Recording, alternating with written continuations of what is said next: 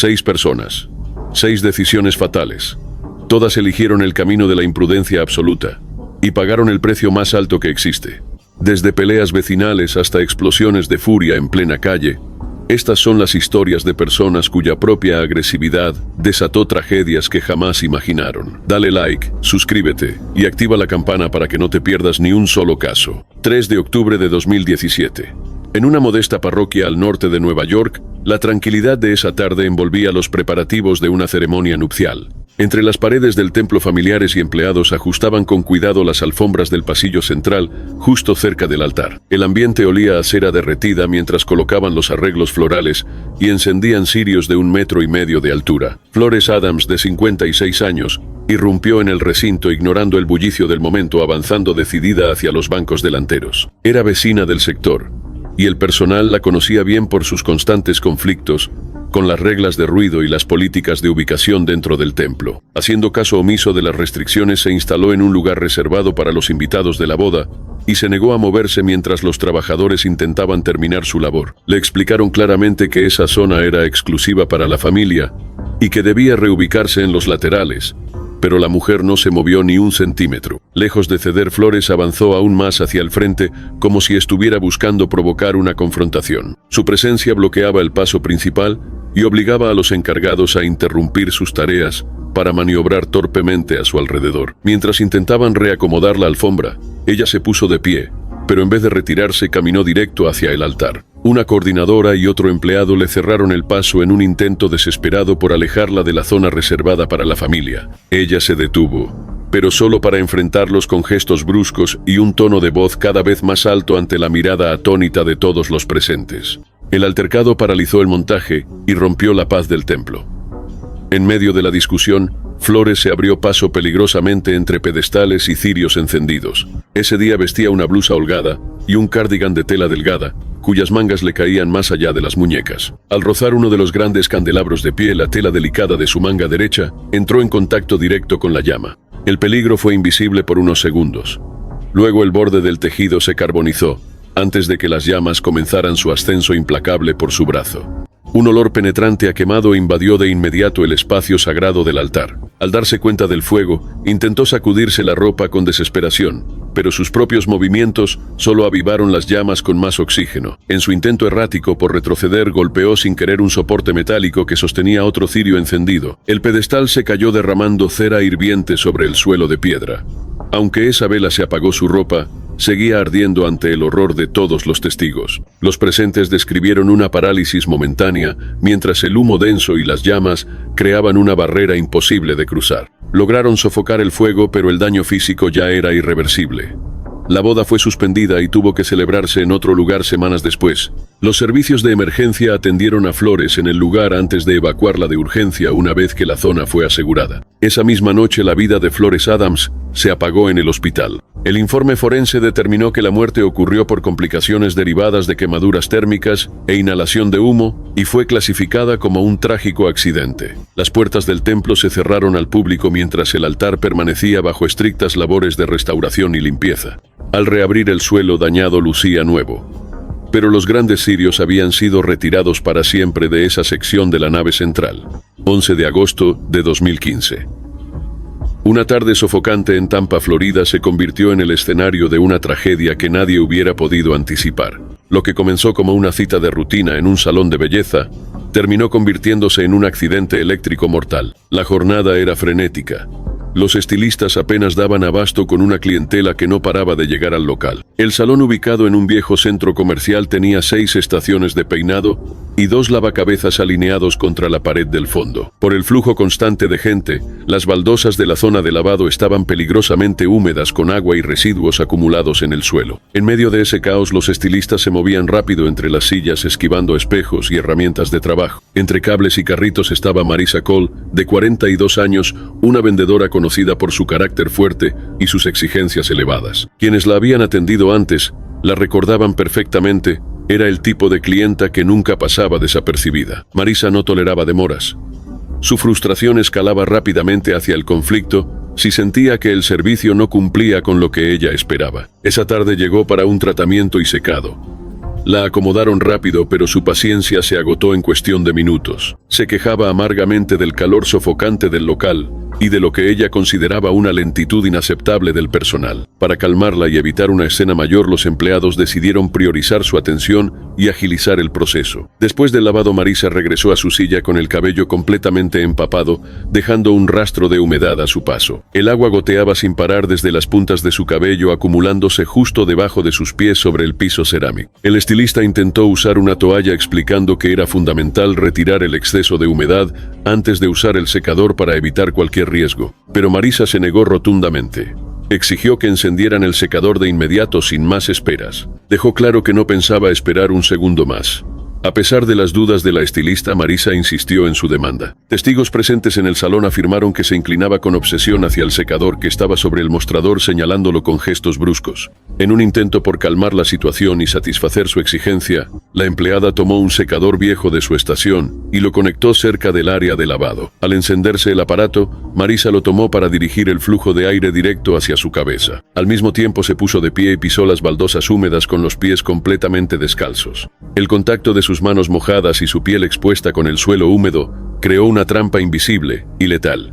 La corriente eléctrica fluyó del secador a su cuerpo. Se tensó de golpe y colapsó junto a la silla. El aparato cayó al suelo y siguió funcionando unos instantes hasta que el personal logró desconectar el enchufe. Los empleados evacuaron la zona y llamaron a emergencias. Marisa no respondía ni respiraba con normalidad. La ayuda fue limitada por el temor a una segunda descarga y por la presencia de agua estancada en el suelo. Los paramédicos llegaron en minutos para iniciar las maniobras críticas de rescate. Fue trasladada de urgencia al hospital, donde murió esa tarde por electrocución fulminante. Las autoridades determinaron que el fallecimiento fue producto de un desafortunado accidente. Los peritos concluyeron que la humedad combinada con el equipo eléctrico crearon un camino letal para la descarga. El salón cerró temporalmente sus puertas tras el trágico incidente. Los enchufes fueron reubicados y se implementaron protocolos estrictos sobre el uso de herramientas eléctricas en zonas húmedas.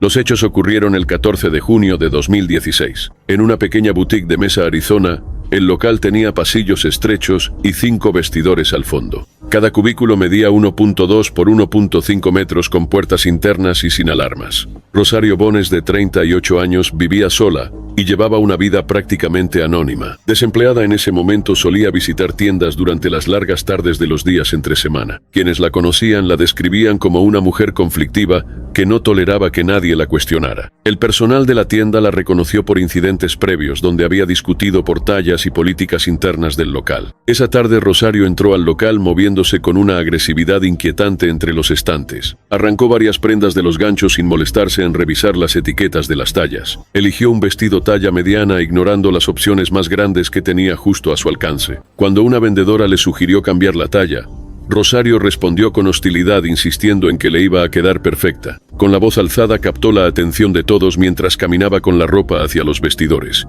Al entrar al cubículo, ignoró las advertencias sobre el límite de prendas y rechazó la oferta de ayuda. Cerró la puerta de un golpe.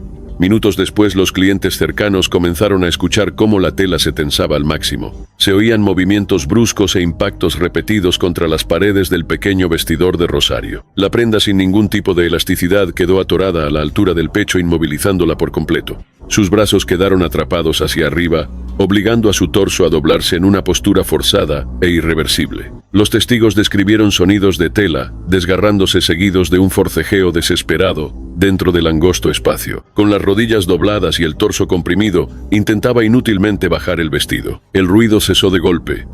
Una empleada se acercó a tocar la puerta del vestidor para verificar si todo estaba bien. Ante el silencio absoluto, el personal procedió a abrir la puerta con una llave maestra. Rosario estaba sentada contra la pared, atrapada dentro del vestido, y la puerta dificultaba enormemente cualquier intento de rescate. El espacio reducido y la presión de la prenda sobre su torso impidieron cualquier maniobra rápida. Se solicitó la intervención inmediata de los servicios de emergencia ante la gravedad de lo que estaban viendo. Los paramédicos evaluaron a la víctima dentro del cubículo después de desalojar el área de clientes. Presentaba insuficiencia respiratoria severa. Murió en el hospital tras ser liberada de la prenda. El forense dictaminó asfixia posicional accidental como la causa de este insólito y estremecedor fallecimiento. Antes de continuar, necesitamos que nos digas algo en los comentarios. ¿Crees que estas muertes se pudieron haber evitado, o el destino de estas personas ya estaba sellado desde el momento en que tomaron esas decisiones? El establecimiento realizó una reforma completa en su sección de vestidores, reduciendo la cantidad de cubículos para darles mayor amplitud. Los empleados que estaban ese día nunca olvidarían lo ocurrido, una lección brutal sobre lo que pasa cuando se ignoran los límites y las advertencias. Era la tarde del 4 de julio de 2015 en Riverside, Iowa, bajo un calor aplastante de 34 grados centígrados. Los vecinos se habían reunido en el centro comunitario del pueblo para celebrar como cada año el Día de la Independencia. Uno de los actos principales era un concurso benéfico de comer hot dogs, realizado bajo carpas improvisadas ante cientos de espectadores. La organización, a cargo de voluntarios del pueblo, no esperaba una asistencia tan masiva motivada por el ambiente festivo. Las mesas de la competencia formaban una línea recta con platos de comida ya servidos y vasos de agua para cada participante. Decenas de familias observaban expectantes mientras el animador presentaba el inicio del desafío. Margaret Stevens, de 53 años, era una exinspectora sanitaria del condado que participaba como encargada de supervisión voluntaria. Sus allegados la recordaban como una mujer inflexible con la higiene de los alimentos, acostumbrada a imponer las reglas durante su etapa profesional. Después de jubilarse, había convertido la vigilancia de la seguridad en los eventos comunitarios en una especie de cruzada personal casi obsesiva. Desde que comenzó la jornada, Margaret no dejó de expresar su inconformidad con la logística y el formato del evento. Sus sospechas apuntaban a la manipulación de los alimentos, el tiempo que llevaban expuestos al aire y el riesgo de asfixia entre los concursantes. Aunque los organizadores escucharon sus reclamos, decidieron continuar con el programa tal como estaba previsto. Amparados en los permisos reglamentarios, dieron la señal de inicio mientras Margaret se acercaba de manera inquisitiva a la mesa principal. Varios testigos relataron que la mujer se inclinaba constantemente sobre los platos, señalando con gestos lo que ella consideraba fallas críticas de seguridad. Estas interrupciones generaron momentos breves de desconcierto, pero no lograron frenar el ritmo acelerado de la competencia. A los pocos minutos, Margaret se lanzó hacia adelante y extendió el brazo sobre la mesa en un intento de alcanzar los platos. En ese preciso instante perdió el equilibrio por una irregularidad en el terreno y su cuerpo fue proyectado violentamente hacia adelante. La caída la sorprendió con la boca abierta justo encima de la mesa, provocando que un trozo de comida se introdujera de golpe en su garganta. De inmediato el rostro de Margaret se transformó en pánico mientras se llevaba las manos al cuello tratando inútilmente de respirar. Los participantes se alejaron horrorizados mientras un grupo de presentes intentaba auxiliarla con maniobras de desobstrucción abdominal. No hubo nada que hacer para liberar sus vías respiratorias. Margaret se desplomó en el suelo y perdió el conocimiento en segundos. Ante la gravedad de la situación, quienes estaban cerca llamaron con urgencia a los servicios de emergencia. Al llegar los paramédicos iniciaron maniobras avanzadas de reanimación e intentaron despejar el bloqueo, pero Margaret ya no presentaba signos vitales. La mujer fue declarada muerta en el lugar de los hechos poco después de su caída. El forense confirmó que la muerte se debió a asfixia mecánica por atragantamiento, dictaminando que fue un infortunio accidental. El informe pericial destacó que el bloqueo de la vía aérea fue tan severo que causó una falta de oxígeno letal de forma casi inmediata. El concurso fue cancelado de inmediato.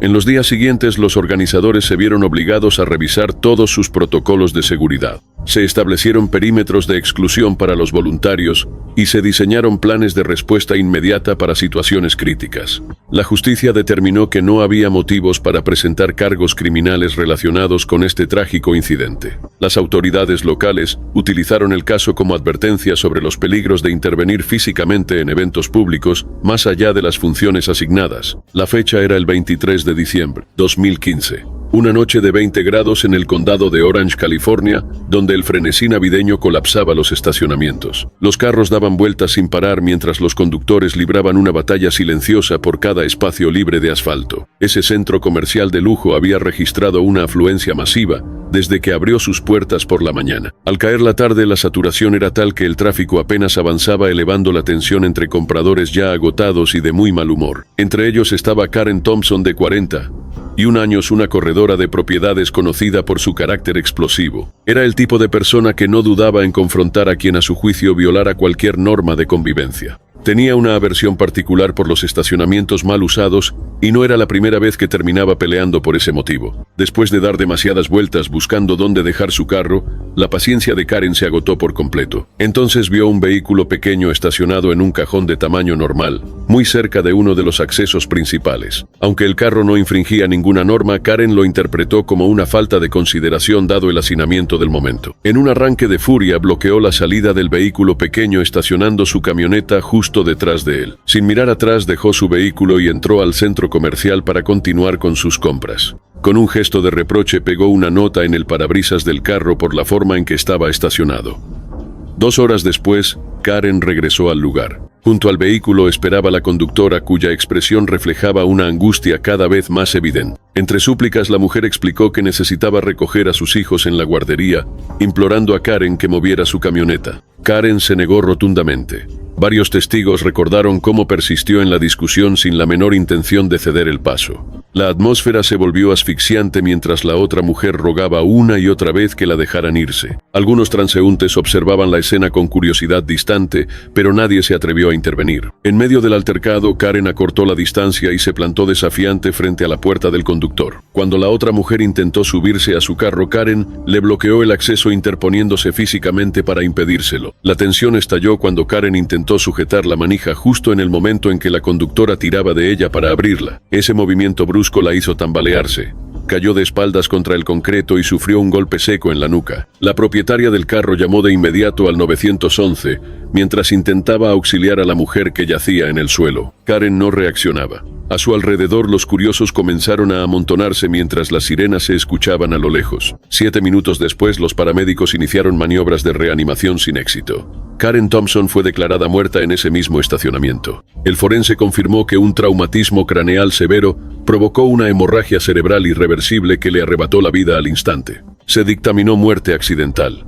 Las autoridades no hallaron indicios de que hubiera existido una intención criminal. Las investigaciones concluyeron que la herida mortal fue el trágico desenlace de una pelea nacida de una simple disputa en el estacionamiento. El centro comercial no cerró sus puertas, y el caso se cerró sin que se presentaran cargos judiciales. Era el 7 de mayo de 2020, una mañana primaveral de 75 grados Fahrenheit en Nashville, Tennessee. Un simple mandado cotidiano terminó en tragedia en medio de un ambiente crispado por las nuevas normativas sanitarias de la época. Ese día el local exigía el uso de cubrebocas y lo advertía mediante carteles visibles en todos los accesos. Los empleados debían vigilar el cumplimiento de las normas y llamar a seguridad ante cualquier señal de resistencia o conflicto. El movimiento era el habitual: clientes recorriendo los pasillos mientras el personal se afanaba en reponer la mercancía. Deborah Williams, perito de seguros de 41 años, cargaba con un historial de tensiones en los meses previos a este incidente. Sus encuentros en espacios públicos se habían vuelto cada vez más hostiles, marcados por una actitud desafiante y combativa. Solía grabar sus altercados para denunciar supuestas injusticias,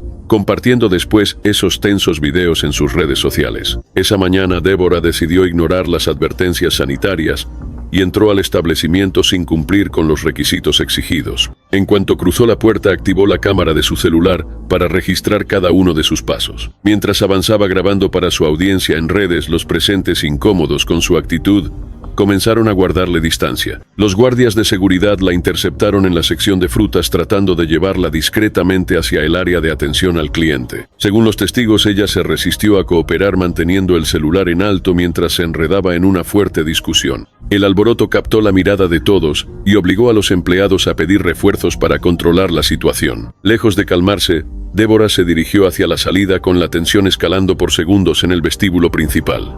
Con el celular aún grabando, se subió a un carrito del súper para improvisar un estrado desde el cual increpar a la multitud. El personal le exigió que bajara, pero ella, gesticulando con vehemencia, ignoró cada advertencia mientras perdía el equilibrio. Un ligero desplazamiento de las ruedas del carrito fue suficiente para que Deborah perdiera el balance por completo. Cayó de espaldas, golpeando con fuerza brutal su cabeza contra el suelo. El silencio se apoderó del lugar mientras ella quedaba totalmente inmóvil. Los trabajadores alertaron a los servicios médicos de urgencia e intentaron despejar el pasillo para facilitar el acceso de ayuda. Deborah yacía inconsciente con una herida abierta en el cráneo. Los paramédicos llegaron en minutos para intentar estabilizarla. Fue trasladada de urgencia al hospital más cercano, pero todos los esfuerzos médicos resultaron en vano, falleció apenas 2 horas después. El informe forense detalló que la causa de muerte fue una lesión cerebral traumática provocada por el violento impacto contra el suelo. La investigación concluyó de forma oficial que se trató de un accidente fatal e inevitable. Las cámaras de seguridad confirmaron que la caída fue solitaria, ninguna otra persona tuvo contacto físico con ella en ese momento. Tras el análisis exhaustivo de las pruebas, las autoridades determinaron que no había motivos para abrir un proceso penal. La tragedia obligó al establecimiento a endurecer sus protocolos sobre el comportamiento de los clientes y el uso del mobiliario. Para los empleados, aquello quedó como un recordatorio sombrío de lo rápido que una discusión puede convertirse en una fatalidad innecesaria. Si llegaste hasta aquí, ya sabes cómo termina esto, con un like, una suscripción y la campana activada. No te pierdas el siguiente caso, porque lo que viene es aún más impactante. Nos vemos en el siguiente video.